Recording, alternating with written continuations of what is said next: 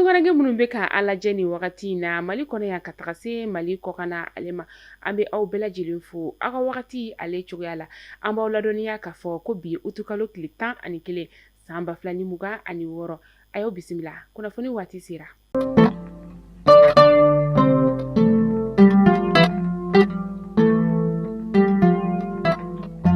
Kunnafoni daminɛla bi i n'a fɔ ladala ko fɛn min ye diripa ye ni o ye an ka finitigilakaw ka kunnafoni di so ye ale bɛ kunnafoni dilaw ni ka olu wele ka se ka an ka finitigilakaw ka lahalaya ni ka o da kunnafoni dilaw olu kulo kan bi tɛnɛndonya in na u ka conférence de presse bɛ kɛ salle min kɔnɔna la kunnafoni dilaw tun bɛ yen nɔ an ye fɛn min sɔrɔ ni ka yira u la ja la aw ni ne an ka jɛ ka olu lajɛ ɲɔgɔn fɛ. Mun kɛra kunnasini san kan na an ye hakililajigin ko la an ma don a détail la parce que camp commandant le lieutenant colonel Ali Umurani a y'a kuma bɛɛ fɔ k'a ban nɔgɔ t'a ka kuma la kuma jɛlen don réseau ye fɛn tɔ minnu fɔ olu bɛɛ ye propagande ye parce que aw yɛrɛ b'a dɔn sisan i mana ja dɔ sɔrɔ mun ka di i bɛ se k'o kɛ n'a ja ye mais mun kɛra terrain kan bɛɛ y'o ye donc an tɛna don o détail la mais an kun y'o o kuma rappeler ka da kun mun kan ka se ka jugu jatigɛ wale tigiw k'u ka mode d'action c'est-à-dire u bɛ agi cogoya min na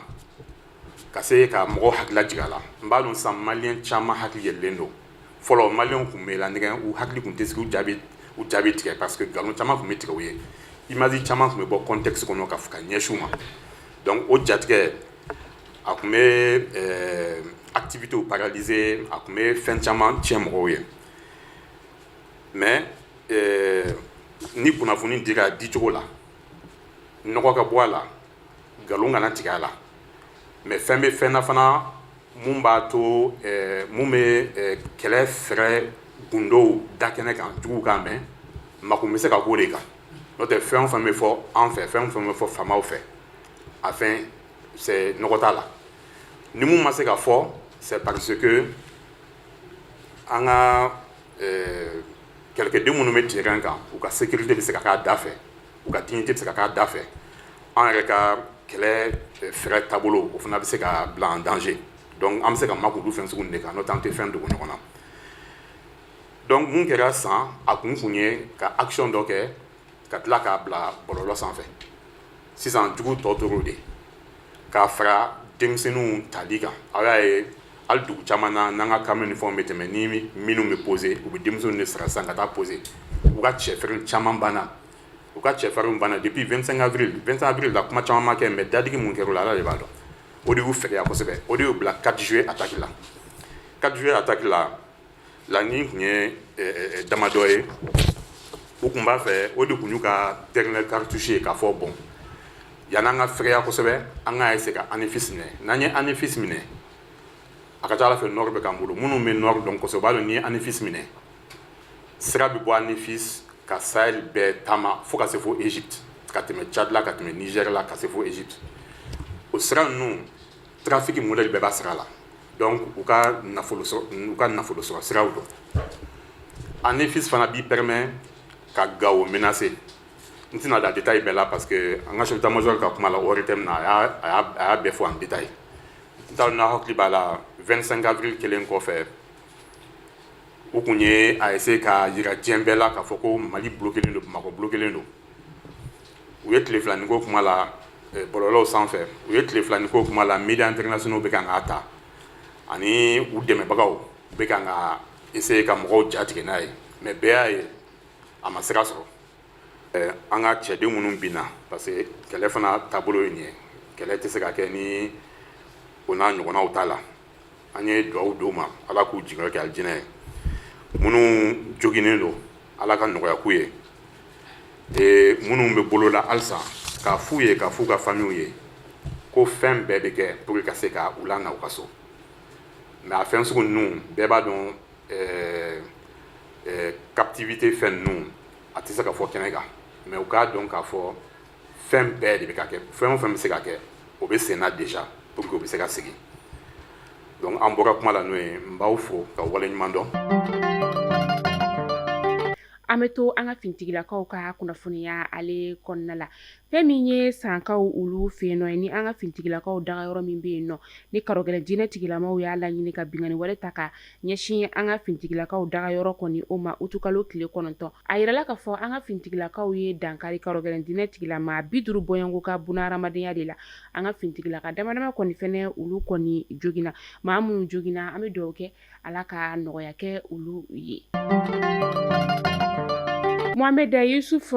Bacili ni b'ale wele ko Rasbasha ka taga se Urokiyatu Dumbiya ma n'ale bɛ wele ko Rose Poivron u tun bɛ kiiri tigilamaw olu ɲɛma kunu utukalo tile 10 san 2026 a yera k'a fɔ ni maa fila ninnu kɔni ka kiiri kɔni ale jaabi o ma se ka bɔ kunu k'a sababuya kɛ sariya sen kura min ni o sigira sen kan u bɛ ka u yɛrɛ ɲininka n'u kan ka u ɲangi ni o sariya sen kura de walima n'u kan ka ɲangi ni sariya sen kɔrɔ de kiiri tɔ ale kan ka laban bi utukalo tile 11 san 2026.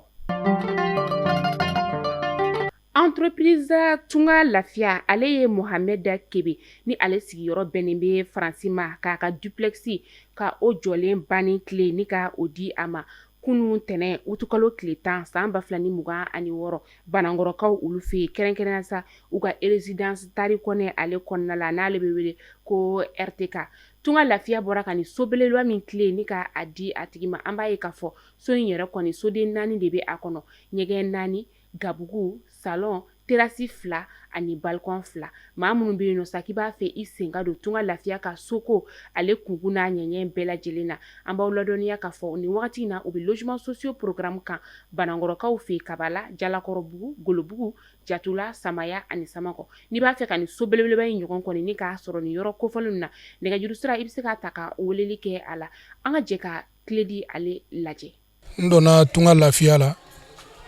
ni y'a san 3nan ye n bɛ Ala tanu u kun b'u ka baara fo cogo o cogo n nana sɔrɔ a ɲana ka tɛmɛ o kan nisɔndiyalen don nisɔndiya dan na n'a tɛmɛna ka bɔ yen maliyɛn o maliyɛn n'i bɛ Tunga Lafiya projet kɔnɔ n ka foli bɛ i ma parce que diɲɛlatigɛ ko bɛ ye danaya de ye danaya de y'an bɛ se Tunga Lafiya ma wa danaya kelen an b'o de ɲini maliyɛn bɛɛ fɛ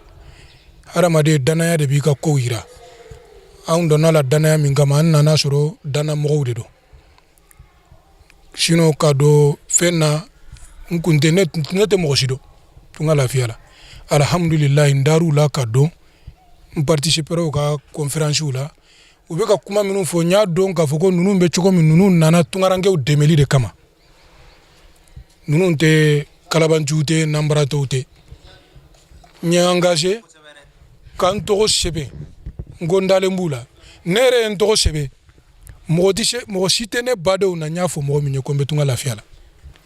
ka sababu kɛ ko kɔrɔ minnu ye n sɔrɔ n seginna soko la Bamakɔ n ko ni n y'a fɔ sisan dɔ bɛ na n décourager mais n yɛrɛ dar'u la n dɔnna n bɛ wari sara kalo o kalo n bɛ wari sara kalo o kalo fo ka na bi yira n na n bɛ Ala tanu bi an ɲɛ bɛ so min jɔlen na ne kɔfɛ nin ye ne yɛrɛ ka halala so ye bon mɔgɔ maraka minnu bɛ k'a suit ani siya wɛrɛ minnu bɛ k'a suit n'aw bɛ tunga na a ye da la ko ninnu tɛ kalabanciw ye dɛ ninnu tɛ nanbaratɔw ye dɛ a kɔni danaya dan filɛ kɔfɛ ladiriya dan filɛ nin ye kɔfɛ aw bɛ ɲɛ b'a la ladiriw de don u b'u ka kow fɔ cogo o cogo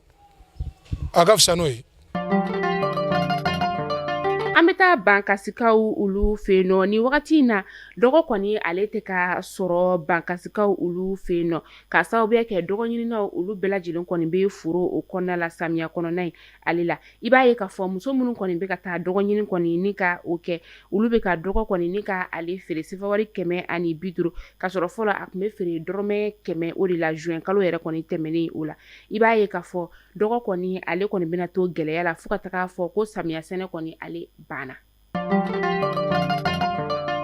Jaba fɛnɛ ale kilo kɔni o yɛlɛna kosɛbɛ Masinakaw olu fɛ yen nɔ jaba min ni ale kilo tun bɛ feere dɔrɔmɛ 50 ka taa se dɔrɔmɛ 60 ma sibiri tɛmɛnen utukalo tile 8 san 2026 jaba sɛnɛlaw olu y'a yira k'a fɔ ko n'i y'a ye ko jaba kɔni ale gɛrɛyara jaba marataw olu de kɔni banna. Kamalenin dɔ ale terikɛ kɔni ye marifakisɛ kɔni ni ka a ci a la ka a bɔnɛ ani na utukalo tile 8 tɛmɛnen a kɛra an ta haka sanubɔyɔrɔ yɛrɛ kɔni na o dugu kofɔlen filɛ nin Gawo o mara la serew y'a yira k'a fɔ ko marifa in kɔni cira a terikɛ de kɔni fɛ an bɛ waati min na i n'a fɔ sisan halisa a ma se ka ɲɛdɔn kun min na terikɛ in kɔni ye marifa ci a la sɛgɛsɛgɛliw olu bɛ sen na. Bolimafɛn degela dɔ ale fɛnɛ kɔni nin tora fɛn min ye Bakoyi Baji kɔni o la Bakoyi filɛ nin ye Bafula bɛ o lamiri la a kɛra dɔgɔkun laban in yɛrɛ kɔni o la serew olu y'a yira k'a fɔ ko nin kamalenin yɛrɛ kɔni ale tun bɛ kulun o de kɔnɔna la min ni ji yɛrɛ kɔni fanga bonyana a ma a su kɔni labɔra o don kɔfɔlen in bɛɛ lajɛlen na u y'a ka janajaw ni ka olu kɛ k'aw ladɔnniya k'a fɔ ko nin ye maa filanan de ye min fɛnɛ tora Bakoyi Baji kɔni o la kalo kelen bɔɲɔngo de donna u ni ɲɔgɔn cɛ denmisɛnnin fitinin dɔ fɛnɛ kɔni tora a la k'a sɔrɔ ale ni a terikɛw tun bɛ ka u ko ji la wagati min na. An bɛ taa kɔkan kibaru la an bɛ taa Côte d'Ivoire kaw olu fɛ yen nɔ Côte d'Ivoire jamana ɲɛmaa kɔrɔ ni o ye Laurent Gbagbo ye ale kɛra a ka parti ɲɛmaa ye ko kura mais kalo tɛmɛnen yɛrɛ kɔni na parti min ni ale bɛ wele ko PPACI a yirala k'a fɔ ko a kɛra o parti o ɲɛmaa ye fɛn min ye maa 5 fɛnɛ ye sa jɔyɔrɔba kɔni dira olu fɛnɛ minnu y'a masurunyamaw ye o kɛra kunun utukalo tile 10 san 2026.